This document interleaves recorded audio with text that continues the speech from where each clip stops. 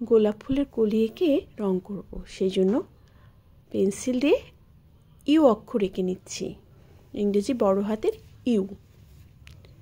এখন ইউ এর নিচের দিকে মার্কার দিয়ে সরাসরি বোটার উপরের অংশটুকু যেটা সেটা এঁকে নিচ্ছি ইউ এর নিচের দিকে। এখন ইউটাকে ধরে পাপড়িগুলো এঁকে নিচ্ছি।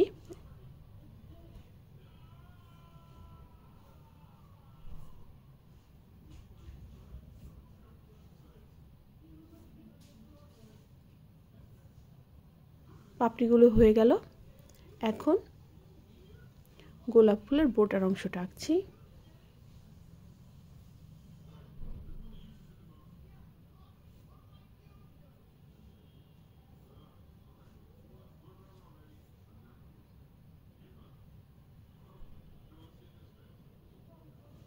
এখন পাতা আঁকছি, পেন্সিল দিয়ে এঁকে নিচ্ছি সহজভাবে দেখানোর জন্য।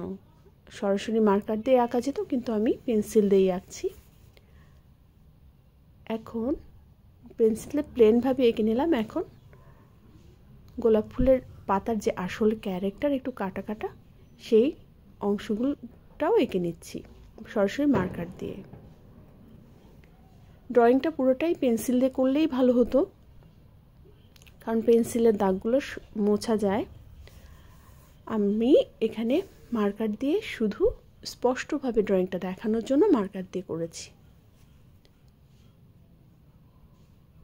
এখন রং করছি। পুরো ফুলটাতে হালকা গোলাপি রংটা প্রথমে করে নিচ্ছি। সম্পূর্ণটা একই রকমভাবে গোলাপি রং করে নিলাম হালকা। এখন গাঢ় গোলাপি দিয়ে নিচের যেখানে ছায়া পড়েছে সেই অংশগুলো একটু গাঢ় রংটা করে দিচ্ছি।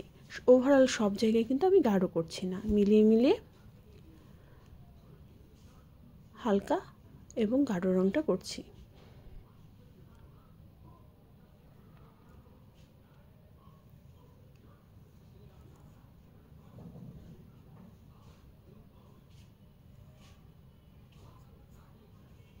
এখন ডাল বোটা অংশটা এবং পাতার অংশটা লাইট গ্রিন, যেটা প্রথমে লাইট গ্রিন করে নিচ্ছি পুরো পাতাতে। এরপরে গাঢ় যে সবুজ রংটা সেটা দিয়ে কিছু কিছু জায়গায় একটু বেশি গাঢ় করে নিচ্ছি রং।